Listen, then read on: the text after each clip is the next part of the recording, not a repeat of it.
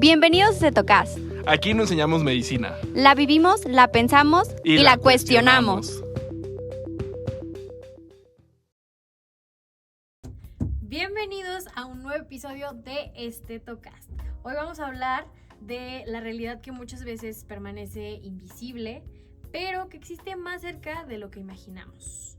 Cuando pensamos que una prisión, pocas veces nos detenemos a imaginar que dentro de esos muros también hay maternidad, hay embarazos y hay infancias. Niñas y niños que sin haber cometido ningún delito comienzan su vida en un entorno de encierro, mujeres que viven su embarazo, su parto, la crianza de sus hijos en condiciones pues que muchas veces no son ni las adecuadas. Historias que pues sí no suelen contarse, pero que nos obligan a cuestionarnos sobre derechos, justicia y empatía. Hoy nos acompaña otra vez Roxana para ayudarnos a entender qué significa realmente hablar de maternidad e infancias privadas de la libertad. Hola Azul, muy buenas tardes. Hola, buenos días, dependiendo de que lo escuchen. Claro que sí.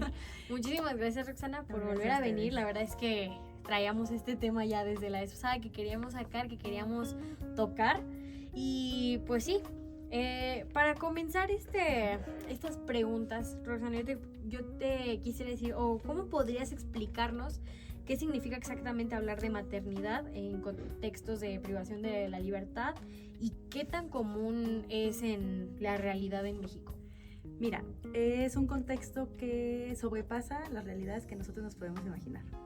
Es un contexto que es sumamente difícil porque la mayoría de las cárceles, no solo en México, sino a nivel mundial, es comprobado que están rodeadas de condiciones donde no solo desde una perspectiva normativa, sino particularmente contextual, es decir, ahí el lugar tal cual, los centros de reinserción social son sumamente complejos. Y esto lo digo para la población en general, tanto para hombres como para mujeres, pero en el caso de las mujeres esto se intensifica todavía mucho más. Y respecto de las maternidades, es bien importante mencionar y dejar claro que hay diversas situaciones.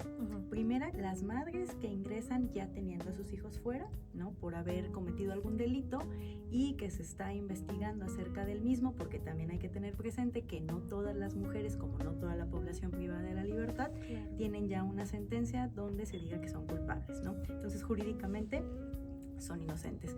Y la otra, como tú bien mencionabas, mujeres que ingresan estando embarazadas a la prisión o que estando en prisión se embarazan. Y aquí ya va marcando situaciones diferenciadas porque si bien reitero, las condiciones de la cárcel son sumamente difíciles para hombres y mujeres, para las mujeres se intensifican por cuestiones de género, por cuestiones de clase y por otras condiciones particulares, en este caso como va a ser el embarazo y la maternidad. Por eso te decía al inicio que son realidades que superan lo que nosotros nos podemos imaginar, porque cada vida va a ser completamente diferente y porque entonces ya no estamos hablando de una sola vida privada de la libertad, sino precisamente de dos. Y bueno, en el caso también puede haber más hijos, no solo uno, ¿no? Puede haber más hijos y eso también nos lleva a pensar cómo la trascendencia de una pena o de una investigación dentro de un proceso, bajo la figura de la prisión preventiva oficiosa o la prisión preventiva justificada, condiciona la vida, pues sí, de la madre, pero cómo esto trasciende hasta la vida en formación de una niña o de un niño. Y esto lo hace todavía mucho más complejo. Sí, y ¿qué implica para una mujer, vivir su embarazo dentro de un centro penitenciario? ¿Qué es lo que implica? Mira, vivir el embarazo con toda la reserva de yo te puedo platicar de lo que yo conozco afuera y del trabajo de campo que en algún momento realicé en un centro de reinserción social, pero siempre lo digo sin intentar apropiarme de esas vivencias porque son sumamente complicadas, ¿no? Pero bueno, y no puedo dar al final del día voz a esos procesos. Sin embargo, los embarazos difíciles, ¿por qué? Porque en la norma formalmente hay derechos. Sin embargo, en la práctica, como bien te decía, las condiciones son carentes, son negligentes. Las revisiones médicas, las cuales probablemente no van a ser como las mujeres que están afuera. La alimentación, esa es otra cuestión. Y a esto hay que sumarle todo un proceso psicoemocional que la mujer está atravesando porque pues está llevando o compurgando una pena ahí adentro o está llevando un proceso que ya hace difícil la situación por el simple hecho de estar ahí, ¿no? Y entonces sumado a estas condiciones, por ejemplo, médicas, lo van a hacer todavía muchísimo más difíciles. Ahora también hay que sumarle, si la pareja le hace compañía, me refiero a los días de visita, si en todo caso es abandonada, Sí, también hay familiares como las madres, las hermanas, los tíos, las tías o los padres que le acompañan en este proceso también desde fuera, haciendo alusión a las visitas, y obviamente otro acompañamiento que a veces es invisibilizado y que deberíamos de tener muy presente, que es el de las autoridades dentro del Centro de Reinserción Social, trabajadores, trabajadoras sociales, psicólogos y pues los mismos directivos del Centro de Reinserción, que a veces los juzgamos duramente. También yo siempre aludo a una visión equilibrada, porque hay que tener claro que los recursos, tanto económicos como materiales como humanos, pues no siempre son suficientes, ¿no? Pero atender sí, muy particularmente las autoridades, porque es su obligación, a un trato humanizado. Y tener bien presente que las mujeres privadas de la libertad tienen derechos, que no son privilegios, y que en el ejercicio de su embarazo, de su maternidad, los mismos deben de ser disfrutados, porque hay una vida en formación.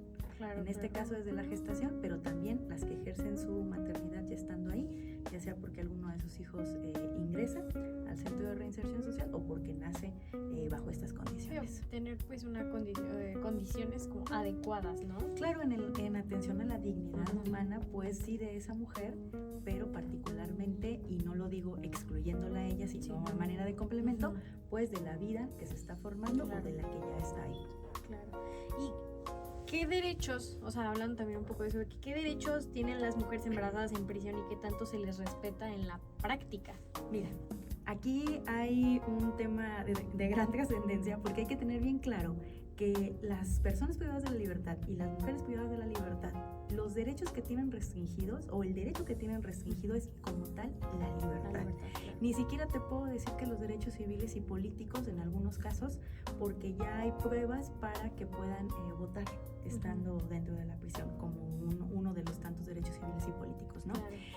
Particularmente las mujeres tienen derecho a esta relación materno-filial, ya que se le garanticen por consecuencia todos los que vienen aparejados, como te los mencioné, la higiene, la alimentación, la salud, y porque para poder formar este vínculo se necesita de estas condiciones de infraestructura, de estas condiciones psicoemocionales, de estas condiciones que traspasan a la norma. Es ahí donde viene la segunda parte que me comentas, porque como bien te decía yo, los recursos no son suficientes, los recursos no son los adecuados. Entonces aquí entra la familia de la mujer privada de la libertad a suplir las obligaciones que tiene el Estado. ¿Por qué? Porque si el Estado, hagamos una lógica muy sencilla, si el Estado posibilita dentro de su cuerpo normativo que madre e hijo estén en prisión, por consecuencia debería de garantizar los derechos que de ello provienen, pero no lo hace. Entonces, ahora sí que dicho en palabras coloquiales, entran los familiares al quite, ¿no? ¿Por qué? Porque son los que les tienen que proporcionar entonces los recursos de alimentación, en algunos casos de medicamentos, siempre teniendo presente que esto dependerá de las revisiones y de la autorización del Centro de Reinserción Social. Entonces, pues acá tenemos un discurso jurídico que parece ser muy bonito, pero que en la práctica deja a las mujeres y a las niñas y a los niños en un estado de vulnerabilidad todavía mayor, porque ya estar en la prisión implica ser vulnerable, ¿no? Sí, claro. Y un poquito entrando más como en la parte de los niños, ¿hasta qué edad pueden los niños permanecer pues con sus madres en prisión? Mira, Zul, este es un tema bien importante, pareciera que no, pero sí. No. Hasta antes del 2016, con la Ley Nacional de Ejecución Penal, había una disparidad normativa respecto de las edades que podían pasar las niñas y los niños con su madre en la prisión. Iba desde el nacimiento hasta, hay casos registrados, hasta los 12 años. Ok. La Ley Nacional de Ejecución Penal lo que viene a hacer en el 2016 es homologar estos criterios y dice, bueno, las niñas y los niños podrán permanecer con su madre hasta los 3 años de edad.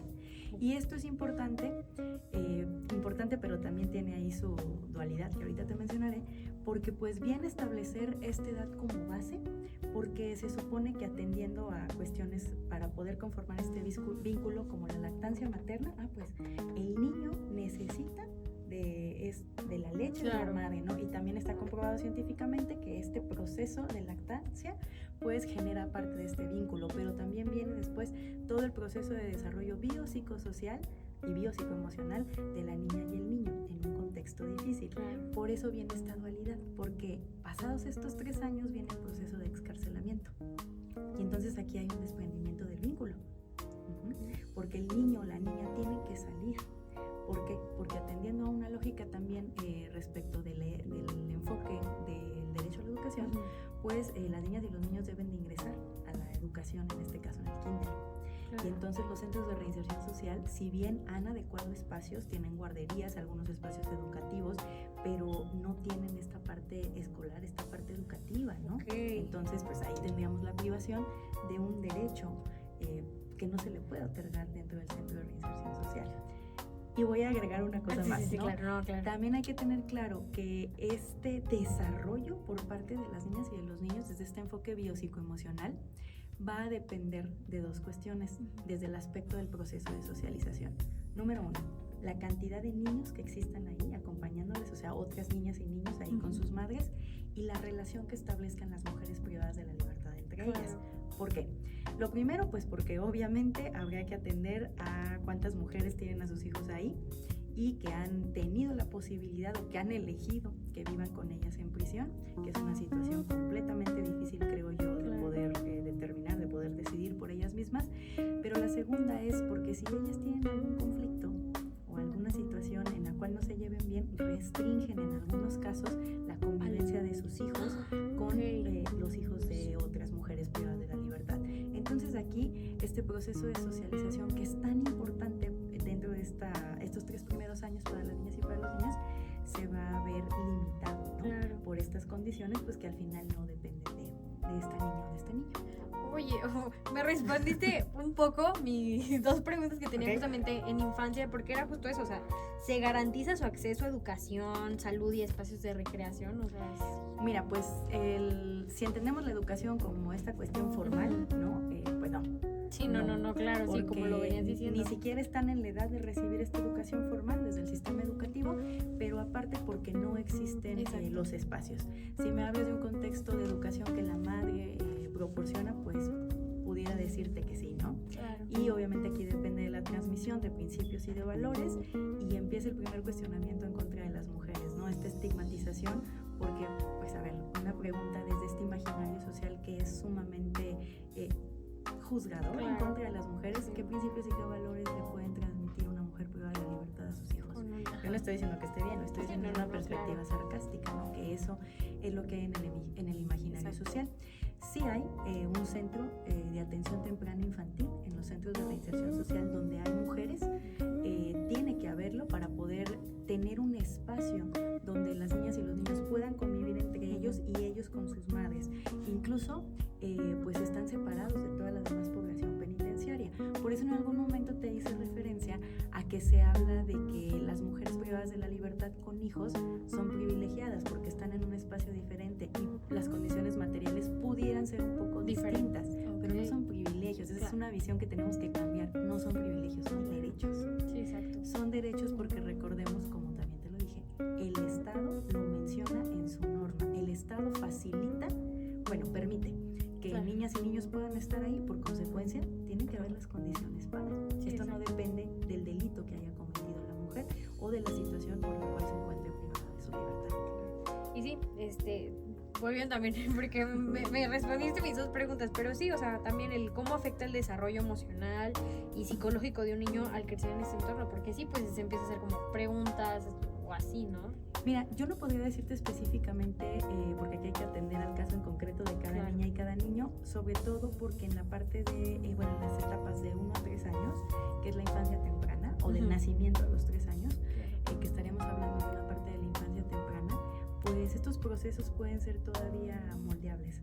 Por ahí hay un dicho que dice que infancia es destino, ¿no? Yo digo, no, infancia no necesariamente tiene que ser destino, porque se atraviesan obviamente condiciones donde la infancia no necesariamente determina qué vas a hacer como adulto, porque entonces, por ejemplo, en el caso de niñas y niños privados de su libertad con su mamá, estaríamos hablando de que probablemente ellos pudieran llegar a delinquir, lo cual les pone una doble carga a los niños e incluso a las madres, ¿no? Entonces, creo que ese tema del desarrollo biopsicosocial en relación con los derechos, pues hay que atender a cada caso en concreto. Y pues ahí, por ejemplo, me gusta muchísimo, hay un autor que se llama John Bowlby y que habla del apego en relación con las figuras cuidadoras, que en este caso sería la mamá, ¿no? Bajo el contexto que estamos hablando el día de hoy. Y cómo en ciertos contextos difíciles, como pudiera ser la prisión, incluso se recomiendan Sin embargo, viene otra autora que también me gusta muchísimo, que es Marcela Lagarde, con Los cautiverios de las mujeres, y habla de las mujeres en prisión. Dicen, pues sí, esto puede ser recomendable, pero también ahora ya en el imaginario de la mujer y en su construcción mental, ella no puede desprenderse de su hijo, porque entonces va a ser doblemente estigmatizada y discriminada, porque no obstante esas situaciones difíciles ella tiene que cumplir con su rol de madre, ¿no? Entonces es la idea de la maternidad que tenemos tan enraizada en nuestra cultura y particularmente en nuestra cultura mexicana. Sí, claro. Sí, o sea, sí, imagino lo duro, porque uno, pues, estás pues privada de tu libertad, estás maternando, y pues a lo mejor sí va a llegar un punto en el que, como dices, de que ya cambió un poco eso de que es ahora a los 3 años, que por un lado, mira, considero que es muy bueno porque vino a homologar criterios, ¿no? Porque, claro. bueno, yo pienso en este caso que te decía, donde había situación o casos, escenarios registrados con ya adolescentes en la prisión. Pues es un contexto sumamente difícil, ¿no? No estoy diciendo que el otro no, pero me refiero ya porque se cobra una conciencia completamente, y porque en ese caso los adolescentes están en un proceso de formación de la identidad, ¿no? Claro. Entonces lo pudiera ser un poco más complejo. Y aparte, en general, la disparidad de criterios, cómo abordas estos escenarios, pues no lo hacen más sencillo, lo hacen muchísimo más complejo. Entonces, atender a esta parte del impacto en niñas y niños, pues yo reitero, tendremos que ver casos en concreto, situaciones en particulares, y eso le cuesta mucho al derecho y al Estado. Le cuesta mucho en la flexibilidad desde esta perspectiva humanista, y en recursos también, pero no es falta de recursos, es falta de voluntad política. Eso también lo sabemos. También. Sí. Y como en experiencias o así, pues qué tan protegidas o protegidos están los derechos de las mujeres y niños. O sea, hablábamos un poquito de eso, de que no que fueran privilegios, pero había como cierto... Sí, hay condiciones distintas. Hay condiciones distintas atendiendo a los procesos de maternidad, atendiendo a los procesos también, en este caso, del desarrollo de niñas y niños. ¿Qué tan protegidas estás? Pues formalmente, muy bien. Hay todo un cuerpo desde el plano internacional, desde el plano nacional y local, me refiero a la región de México, ¿no? O al Estado mexicano, donde nombrados están. En la práctica, pues sin duda alguna no, nos falta muchísimo para poder garantizar las condiciones de las personas privadas de la libertad, y aquí me refiero a las niñas y los niños porque materialmente están privados de su libertad, ¿no? Para que puedan acceder a derechos. Por ejemplo, yo pensaba ahorita en el juego y la recreación. Claro. Que también se va a ver limitado por estos espacios. Exacto. Y no sé si esto tú lo piensas, porque a veces son cosas que nos pasan de largo completamente, como el color de los espacios. Fijos, ¿no? Claro, estos centros de atención temprana infantil están adecuados para las niñas y para los niños, ¿no? Modificados estos colores, pero la mayoría de la cárcel tiene un color incluso que tiene que ver con disciplinar a las personas, al cuerpo, al alma de las personas, y su forma, ¿no? de estar ahí dentro de la prisión. Claro, eso ya nos lleva a hablar de otras cuestiones como dispositivos de control, pero vaya, es el impacto que tienen tanto en las mujeres privadas de la libertad y en sus hijos, el que estén uniformados, el que sea todo bajo ciertas reglas, bajo ciertas normas, ¿no? Todo lo que se tiene que cumplir allá adentro, pues esto sin duda alguna, los horarios, el pase de lista, tiene impacto en el desarrollo de las niñas y de los niños, por ejemplo, en el tiempo que pasan con su madre, ¿no? y la calidad del tiempo que pasan con su madre. Sí, claro. ¿Por qué? No te preocupes. Porque esta calidad del tiempo también depende de cómo ella esté viviendo la prisión. Sí. Si vemos que la prisión es difícil para la población de mujeres, que hay programas reducidos para poder atender la reinserción social, que se basa en 5 ejes, uno de ellos el trabajo, y el trabajo es limitado para la mujer, el deporte, y el mismo también va a estar condicionado, la salud, y todo esto a su vez está limitado, pues imagínate cómo vive la mujer la prisión, y cómo esto sin duda alguna va a tener un impacto en el trato que tenga para con su hijo, ¿no? Sí, en algunos casos.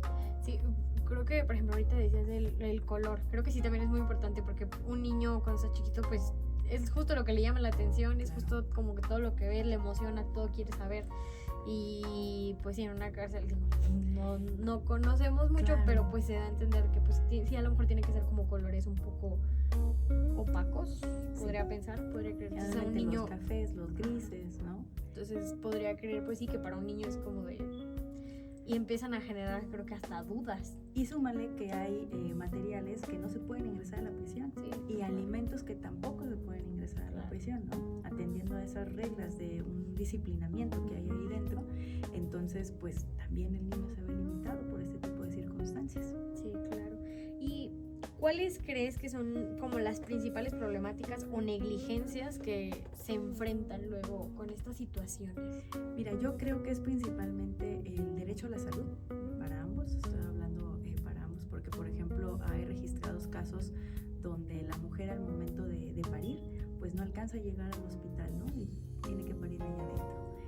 Y aparte súmale que en muchos casos hay violencia obstétrica, que es esta forma o estas formas en las cuales se insulta, se ofende a las mujeres o se trata también físicamente de una manera distintas, ¿no? Diciéndoles, pues, bueno, lo voy a decir así tal cual, claro, ¿no? Pues muy buena cuando viste las piernas, ¿no? O cuando cometiste el delito, eso hubieras pensado en todo esto hubieras pensado antes de ser madre, ¿no? Y aquí nada más me estoy refiriendo a una violencia verbal que sin duda alguna va a tener una carga simbólica en el momento del parto, sin contar que hay una violencia institucional cuando te dije, no llegan a los hospitales. Y en el dado caso de que lleguen, viene el trato, porque es una mujer privada de la libertad, en condiciones que dentro de ese plano de la normalización, pues no son bien vistas, no son bien aceptadas. Entonces aquí ya viene un riesgo para la salud psicoemocional de la mujer y sin duda alguna, en algunos casos, dependiendo del trato y el abordaje médico que se dé, pues para, en este caso, el recién nacido, por eso partí del derecho a la salud. Claro. Y esto pues obviamente también lo vinculo con los medicamentos, con los requerimientos que una mujer embarazada tiene por esa condición de ácido fólico, de algunas otras vitaminas, que también en muchos casos el costo va a recaer otra vez sobre los familiares o sobre la pareja, si en el mejor de los casos está, porque aquí se atraviesa un tema, bueno, dos temas. Primero, la gran mayoría de personas privadas de la libertad, digo la gran mayoría, no todas, provienen de un sector socioeconómicamente vulnerable. Y segunda, las mujeres, eso está comprobado en diversos estudios, por ejemplo de Elena Saola, Corina Giacomelo, entre otras autoras, particularmente antropólogas, que han trabajado estos temas por años, donde está comprobado que la mujer es abandonada por la pareja. Estando adentro. Estando en la prisión, exactamente. Y esto es un contraste porque los hombres privados de la libertad, generalmente quien acompaña es la pareja. Y esto nos habla del sentido de fidelidad, de acompañamiento, que también tenemos muy arraigado desde una cultura, pues desde estos estereotipos de género que hablábamos en otra sesión, anterior, ¿no? Claro. Y la visión del amor romántico. Entonces, la mujer es abandonada por su pareja en estas circunstancias, le acompañan sí sus familiares, pero fíjate cómo esto se replica. ¿Qué familiares? Su mamá, la hermana, la tía. En el caso de los hombres, otra vez las mujeres figuran, la pareja, la mamá, la tía, todos, la hermana, ¿no? Exactamente. Claro. Y esto sin duda alguna va a implicar vulneración en otro tipo de derechos, por lo que te decía, por los requerimientos que se pueden llegar a tener en medicamentos, en alimentación, en ropa, vestido, calzado, etcétera, para la niña y el niño muy particularmente, quien obviamente no va a ser uniformado ni va a vivir como tal la circunstancia de una privación de la libertad desde esta manera jurídica formal, pero pues sin duda alguna las condiciones materiales le van a atravesar. Claramente, sí, o sea, porque claro, ahora sí que pues el niño no pidió esas condiciones, claramente. Es una nueva vida. Tuvimos un pequeño corte, pero ya estamos de regreso. Estábamos en una parte muy interesante. Problemas técnicos. Y me quedé con dos preguntas, pero primero quiero abordar como una. Te platicaba que a mí me surgía como la duda es de que sí, o sea, existen los embarazos, pero también como que de parejas que están también, o sea, el hombre está privado de la libertad, la mujer está privada de la libertad y existe un embarazo también dentro de. Justo hiciste que me acordara de otra situación. Ok, mira, la primera es, pueden ingresar incluso en esta modalidad de pareja por haber sido detenidos por el mismo delito. Ok. ¿No? Y no necesariamente al mismo momento, probablemente uno primero, uno después. Entonces ya hay una relación ahí, donde o tenían un concubinato o una cuestión de matrimonio y pues esta se comprueba jurídicamente, ya sea con el acta o con la carta de concubinato, y entonces tienen derecho a la convivencia. Te comentaba que también hay algunos que, personas privadas de la libertad que se conocen estando ahí mismo porque que hay algunos espacios donde pueden tener convivencia como personas privadas de la libertad, Claro. y posteriormente establecer una relación formal, y entonces pueden llegar a unirse en matrimonio civil. Por ejemplo, ahora en febrero hubo un matrimonio comunitario aquí en el Centro de Reinserción Social. Entonces es una manera de formalizar las relaciones, y esto en ambas situaciones pues traen aparejado el derecho de la visita conyugal, ¿no? Entonces pues obviamente se desprende que de ahí vendrá probablemente un embarazo. Y entonces pues yo ya te iba a platicar de este caso que en algún momento me llamó muchísimo la atención, y resguardando todos los datos de confidencialidad, ¿no? Me platicaba hace ya bastantes años una chica donde sí, su pareja era una persona privada de la libertad. Ella utilizaba el dispositivo intrauterino, pero quería ser madre. Este caso es muy particular porque, me llamaba muchísimo la atención desde una perspectiva de análisis, porque ella ya tenía hijos afuera, ¿no?, de la prisión. Y entonces ella le pide a su pareja palabras literales, así me lo dijo, que le arrancara el dispositivo. Así esa cara que tú pusiste a mí me costó, porque pues esta parte, no sé, pareciera que lo sentí, ¿no? Sí, justo como que es eso de... Y entonces mi pregunta fue, ¿por qué en este contexto decidir ser madre de nuevo? Ya tenías un hijo, 2 hijos fuera, o uno, no recuerdo, la verdad, ahorita no quiero mentir, y Tu pareja otra vez acá, ¿no? Y me dijo, bueno, fíjate que se me hizo muy particular esta respuesta, porque nos da muestra de esos roles de género que tenemos bien atravesados. Y me dijo, porque yo sentía que se me iba el tren. Creo que ella tenía entre 26 y 28 años. Y yo decía, ¿a qué te refieres con esta parte de que se me iba el tren, no? Y me dice, pues sí, para volver a ser mamá. Y yo, ok. Y obviamente yo no puedo inferir en una cuestión de juzgar desde lo moral, porque pues en un contexto de prisión, yo también en algunas conclusiones que llegaba en algún momento de mi investigación y de mi vida, decía, pues es que en un contexto de prisión un hijo viene a darle un sentido diferente a la vida allá adentro, ¿no? Ya sé que esto suena complicado y un tanto utilitario, pero también me voy a adelantar por ahí alguna cuestión. No podemos juzgar y emitir estos juicios de valor si no tenemos todo el contexto de la persona, ¿no? Que era lo que te mencionaba previamente. Entonces, pues creo que ella respondió tu pregunta, la verdad de es que cómo es que esto acontece. Y acá, pues ella tuvo 2 niños, eran cuates, esto sí lo tengo presente, y ya después le fueron pues retirados al momento del excarcelamiento. Claro. Y a lo mejor no tendremos como que la experiencia o saber muy bien y todo, pero por ejemplo, ¿cómo es que se vive el momento del parto, pues estando privado de la libertad? O sea, mira, yo quiero pensar que desde el proceso psicoemocional de la mujer debe ser sumamente complicado, porque en la gran mayoría de los casos, si va a ser un parto natural, pues el mismo no avisa. Sí, exacto. E imagínate lo que yo te comentaba, no siempre hay el personal médico para poderle garantizar la atención, y porque aparte la Ley Nacional de Ejecución Penal menciona claramente que la mujer debe recibir atención médica externa y preponderantemente dar a luz en un hospital donde existan todas las condiciones, por si hay alguna situación de riesgo al momento de parir, ¿no?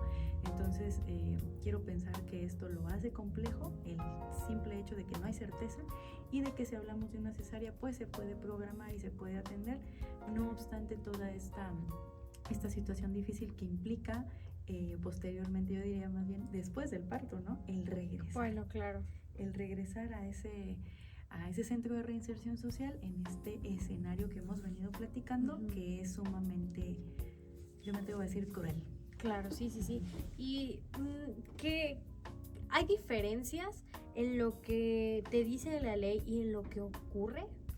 Sí, sin duda alguna lo que hemos venido platicando. Sí, claro. Sí, porque mira, las leyes, y yo te mencionaba la Ley Nacional de Ejecución Penal, ¿no? Pero están las reglas de Bangkok, están muchísimas otras directrices desde sede internacional, y que podemos vincular con la Convención sobre los Derechos de los Niños, porque aquí se atraviesan la complementariedad y la protección reforzada en derechos. Esto porque generalmente en los derechos de las mujeres hay insertos derechos de las niñas y de los niños, y viceversa. Dentro de los derechos de niñas y de niños hay insertos derechos de mujeres, porque pues obviamente se complementan si hablamos desde la perspectiva de maternidades, ¿no? Entonces podemos tener unos altos estándares en materia internacional por cubrir, pero si lo sumamos a estas carencias de recursos de todos los tipos, pues como bien tú lo acabas de mencionar en tu pregunta, la diferencia es abismal, Azul, Claro, ¿no? ok. Y yo por eso aludí a algo de la cuestión de voluntad política, porque cuando yo digo, no es que no haya recursos o hay carencia de recursos, sí, pero es porque los mismos en muchas ocasiones son desviados Claro. o son utilizados en otras cuestiones y no necesariamente para garantizar los derechos, en este caso, de las personas privadas de la libertad. Entonces, sí, la diferencia entre la norma y lo que se vive en los centros de reinserción social es abismal. Y ahí pues creo que hay muchísimos temas que trabajar, desde pues la revisión, la evaluación y el seguimiento, ¿no?, de esos presupuestos, cómo se destinan, llegan, cómo es que las personas están viviendo eso que está destinado para ellos. Claro, claro. Un poquito, ya lo platicamos, pero me quedó como esa cierta, pues, como duda de... Luego, normalmente, pues sí, están los niños dentro y así reciben como... sí, como ese, supongo, un trato ya como más especial. Era lo que decíamos, ¿no? Un poco de que viene recibiendo pues ese como trato especial por medio de, pues, la prisión, ¿no? Ajá. Y hay no sé cómo explicármelo. Se me fue mi pregunta. Como que ya no la supe analizar.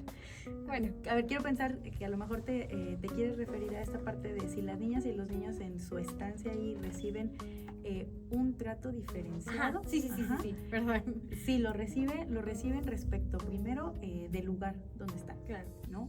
Segundo, del personal especializado, tanto psicólogas, psicólogos, trabajadores sociales y en algunos casos en particular, algunos educadoras o educadores. Ajá. Sí, a eso iba.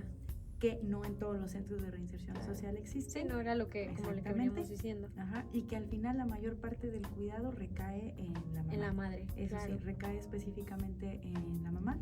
Y pues también por eso las niñas y los niños se ven limitados, ¿no?, en estas cuestiones de socialización y la parte educativa, porque pues no siempre van a estar Sí, no.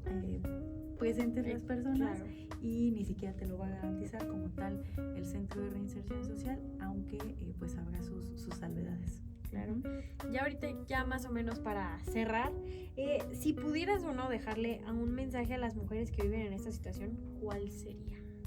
Mira, es sumamente difícil por lo que te comentaba en Claro. alguna pregunta también, ¿no? Siempre respetando sus procesos de subjetividad. Sí, y sin juzgar, Claro, y sin juzgarlas, es la privación de la libertad no las define como personas, Claro. ¿no? Ni el delito que hayan o no podido cometer, siempre en el entendido que hay personas inocentes en la cárcel, ¿no? Claro.